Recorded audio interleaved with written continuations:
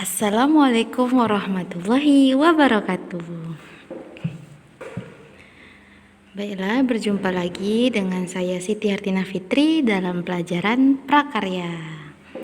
Oke, sebelum kita memulai pelajaran kita pada hari ini, marilah sama-sama kita membaca basmalah terlebih dahulu supaya pelajaran dan aktivitas yang kita lakukan hari ini menjadi berkah dan diridhoi oleh Allah. Amin. Oke, baiklah.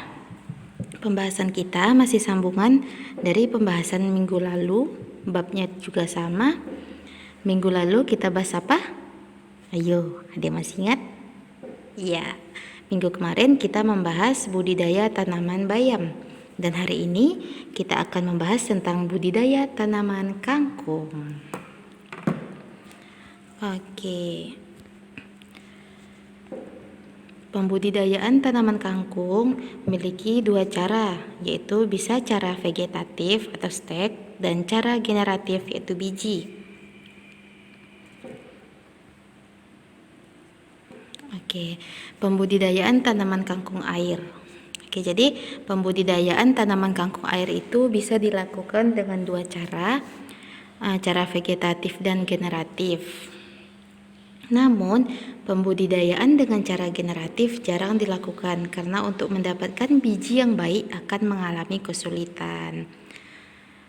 Jadi hal itu karena sebagian besar biji kangkung air telah gabuk atau kosong gitu. Jadi makanya pembudidayaan tanaman kangkung air ini lebih fokus makainya itu dengan cara vegetatif gitu. Karena kalau generatif biji, sedangkan biji itu pada tanaman kangkung air sulit didapatkan karena bijinya itu telah gabuk atau kosong. Oke, ingat ya, kalau kangkung air dengan dengan vegetatif. Oke. Selanjutnya. Oke, pembudidayaan tanaman kangkung darat. Nah, jadi kangkung darat juga bisa menggunakan cara vegetatif dan cara generatif. Tetapi di sini lebih fokus ke generatifnya. Kalau kangkung darat fokus menggunakan yang generatif atau biji. Oke, keuntungan menanam tanaman kangkung dengan cara generatif yaitu cepat berbunga. Oke, itu tadi. Kalau kangkung air menggunakan vegetatif, sedangkan kangkung darat menggunakan cara generatif atau biji gitu. Karena itu tadi pada kangkung darat cepat berbunganya dan bijinya juga ada gitu. Oke, selanjutnya tahapan dalam budidaya tanaman kangkung. Oke, tahapannya sama dengan tahapan budidaya tanaman bayam, yaitu persiapan lahan, penanaman, perawatan, dan pengendalian hama dan penyakit. Oke, tahapannya tetap sama ya. Oke, pertama kita masuk ke persiapan lahan. Oke, jadi persiapan lahan untuk membudidayakan tanaman kangkung harus melalui langkah-langkah sebagai berikut. Oke, pertama kita lihat, bersihkan lahan yang akan ditanami kangkung pada 3 minggu sebelum ditanam. Tanah dicangkul sedalam 20 cm dan diaduk hingga rata dan halus.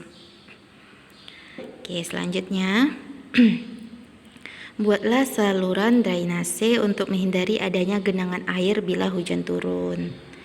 Kemudian buatlah bedengan dengan ukuran lebar antara 0,8 sampai 1,2 meter, tinggi 15 cm dan panjang 3 sampai 5 meter dan jarak antar bedengan 20 cm. Taburkan pupuk organik sebagai pupuk dasar sebanyak 50 sampai 60 kg per 10 meter kubik. Kemudian bagian atasnya ditutup dengan lapisan tanah yang halus. Selanjutnya buatlah lubang pada bedengan sedalam kurang lebih 5 cm dengan jarak antar lubang yaitu 20 cm kali 20 cm. Oke, kalau kita lihat dari persiapan lahan ini budidaya tanaman kangkung darat. karena dia menggunakan bedengan, dan tadi katanya menghindari adanya genangan air bila hujan turun. Karena kalau yang air itu kan kalau yang tanaman kangkung air membutuhkan air kan, sedangkan ini katanya untuk menghindari adanya genangan air bila hujan turun. Jadi ini persiapan lahan untuk tanaman kangkung darat. Oke, yang kedua kita masuk ke penanaman. Oke, langkah-langkah dalam penanaman tanaman kangkung yaitu sebagai berikut. Masukkan benih dalam lubang yang telah dibuat. Setiap lubang berisi 2-3 biji. Kemudian lubang ditutup dengan tanah dan kemudian siramilah dengan air secukupnya. Oke. Jadi setelah dimasukkan benih, lubangnya sudah dibuat, jangan lupa ditutup. Oke. Selanjutnya yang ketiga, perawatan. Oke, jadi perawatan tanaman kangkung agar dapat tumbuh dengan subur dapat dilakukan dengan cara berikut. Pertama, penyiraman dilakukan di awal penanaman, terutama pada saat musim kemarau. Oke, jadi siramlah dengan teratur dan jangan sampai tanaman mengering ataupun terlalu banyak air. Jadi pas-pasan, jangan berlebihan, jangan juga kedikitan gitu ya. Oke, selanjutnya saat berumur 45 hari tanaman kangkung sudah dapat dipanen. Wah, sebulan lebih ya. Jadi caranya dengan melakukan pemangkasan pada batang kangkung sepanjang 25-30 cm dengan menyisakan 2-3 buku tua. Oke, kemudian setelah selesai panen, berikan pupuk urea yang telah dilarutkan dengan air sebanyak setengah kilo untuk 10 meter kuadrat. Oke. Kemudian panen bisa dilakukan beberapa kali. Panen selanjutnya dapat dilakukan saat berumur 14-30 hari setelah panen sebelumnya. Oke, jadi setelah 45 hari dipanen, kan masih ada tuh sisanya, jadi nanti panen berikutnya itu 14-30 hari setelah panen pertama tadi. Jadi tanaman kangkung bisa dipanen sampai 10-11 masa produksi. Oke, jadi tanaman kangkung ini tidak hanya sekali panen, tapi bisa sampai 10-11 kali panen.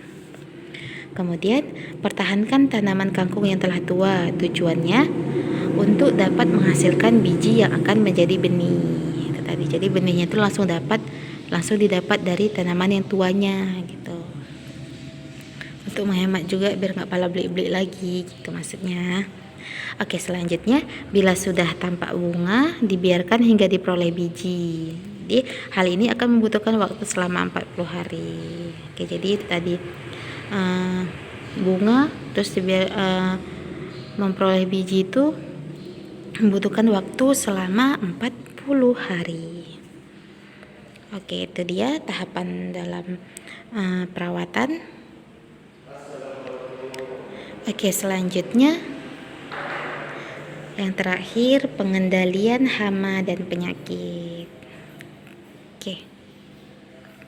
Tanaman kangkung yang diserang oleh ulat geraya dapat menyebabkan daun berlubang-lubang. Cara mengatasinya yaitu dengan sanitasi atau membuang ulat-ulat tersebut. Oke, yang kedua, bercak berwarna kecoklatan pada daun tanaman kangkung disebabkan oleh jamur. Hal ini dapat diatasi dengan mencabut tanaman kangkung yang terserang penyakit tersebut. Oke, jadi ini tujuannya biar tidak menular gitu. Jadi yang terkena hama disingkirkan biar jamurnya itu tidak menjalar atau tidak mengenai yang lainnya.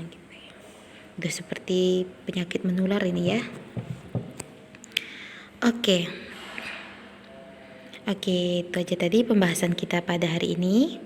Jadi untuk kuisnya seperti biasa 4 soal dikerjakan di bukunya, di buku prakaryanya. Oke, baiklah. Sekian saja perjumpaan kita pada hari ini. Marilah sama-sama kita menutupnya dengan bacaan hamdalah. Alhamdulillahirabbil alamin.